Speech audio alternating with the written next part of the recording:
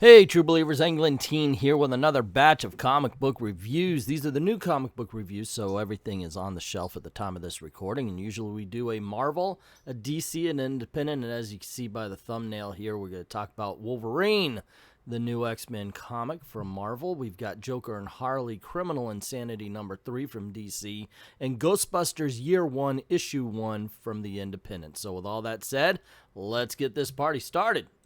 Now we're going to start off with Wolverine #1. I would say first we're going to take a look at the cover, but there's like 50,000 variant covers to this. I don't even have this one, to tell you the truth. I got the 1 in 25 cover just because they were selling it for $10, and I figured, what the hell, if it, it's just a bump up from the $7.99 price tag that this book has. You know what really ticks me off is I can't recommend this book. Here's one of the reasons why. First of all, yeah, it begins with Wolverine's killed the X-Men. Yes, again. And we work backwards from there, by the way. The one reason I really can't recommend this is because, one, it's $7.99. Two, because up until I began to do this, and this is the second take on this review, I realized I forgot what happened. And I read this yesterday. I read it yesterday before work, went to work, came home, did a little Dan Didio live stream. By the time I got to this recording, I was like, dude, what the freaking hell happened in Wolverine? I remember the vampire story with Omega Red. That's the second one. There's two stories to this book. And I remember the Omega Red. That was pretty good. That was actually not bad. But then I started seeing oh man, this sucked. Yeah, the first story was not good. That's the one where Kitty Pryde comes up and she's like, he's late to meet her. So he's like, sorry. And I and Kitty Pryde in the book's like, well, that's not like you to apologize like that. No kidding. That's an out of character moment. That's a mistake. That shouldn't have been in there. The first story's garbage. To a certain point, there are certain things I liked about it. I like the investigator. They find out this stuff called pollen. It's coming from Krakoa. And it gives people powers and then blows them up. And there's a cult that worships mutants, and they want to devour the mutants, like literally eat them in order to get their blood inside of them, so that maybe they can feel some of the divinity of the next step of the evolution of man. That kind of stuff, I thought, that's decent, and that's interesting to explore. Everything else is just crap, which I realized, the everything else is the X-Men. The other characters are interesting. The X-Men are not interesting in their own book. The Wolverine was not interesting in half of his book. And this is more of an X-Men Part 6 rather than a Wolverine Part 1. Even though he's the central focus, we've seen Wolverine be the central focus of so many X books before, it just kind of blends. There's no real identifier that says this is a Wolverine book more than just another X-Men book. Ghostbusters Year 1 #1. So if you've been to I Love Comics, then you know I've got a friend. His name's the real Dr. Vingman, except no substitutes. And he's a huge Ghostbusters fan, and it's kind of infectious. I've loved that movie since I saw it 40 years ago in the theaters. And so I pick up a Ghostbusters comic every now and then. And you know what? This is good. I had a lot of fun with this. This tells the story of, oh my gosh, I can't believe Winston. And it's just how he came to be. It starts off where there's a guy writing a book, or a woman actually. She's writing this book, and she wants to know about the history of the Ghostbusters. And it begins with a whole bunch of the side characters talking about him, and then all of a sudden, boom, she's there, and she's talking to Winston, and he tells his story. Well, I started off as a Marine, and then I tried this, and basically, he's got to pay the bills, so he's going to do whatever he can to do that.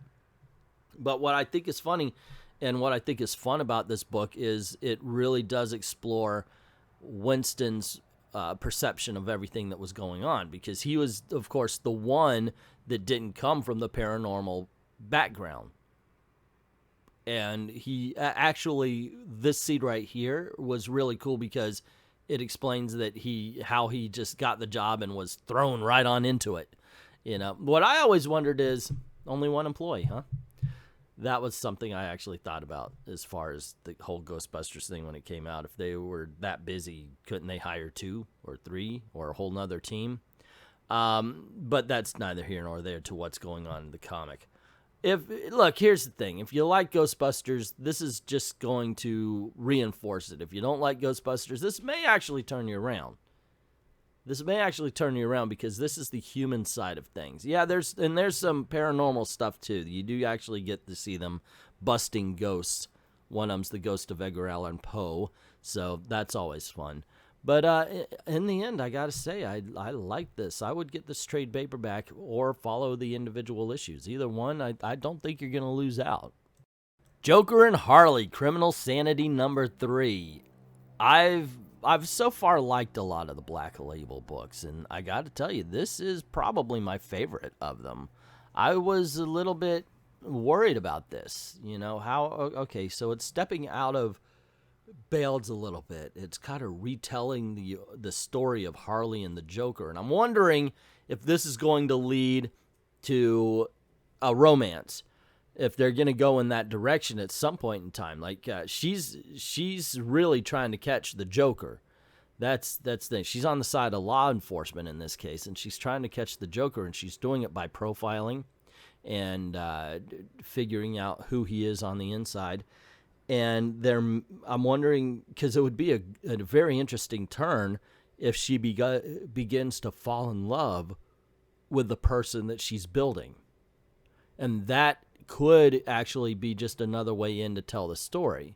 Even in the original cartoon series in the first comics, she's in love with an idea of the Joker. So if she builds this guy up in her mind to be a certain way and kind of falls in love with it, only to find out that, hey, okay, of course, as we know, he's not that way. I think that's an interesting twist. I don't know if that's the way it's going. The way it's going is, you know, she's basically piecing and putting together the origin of the Joker, and it comes off kind of like the Joaquin Phoenix movie, where you're seeing how a Joker can be built.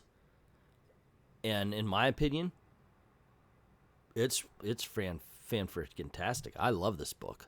I love the art to it. It's got a great look. It's got the perfect use of color versus black and white. It's just a really cool book. It's one of those. I'm not saying that like when I read it I get the giddies or anything like that. I'm just intrigued when I pick it up. It's just I've got to have silence. I like to just kind of immerse myself into this world. I've heard some backlash on it, you know, and of course you've got Pretty Boy Joker here, and some people have turned on that. But dude, I don't see it. All I see here is good art, great art, good writing, and something I'm looking forward to from month to month. So there you go, Criminal Insanity #3. Criminal Sanity #3.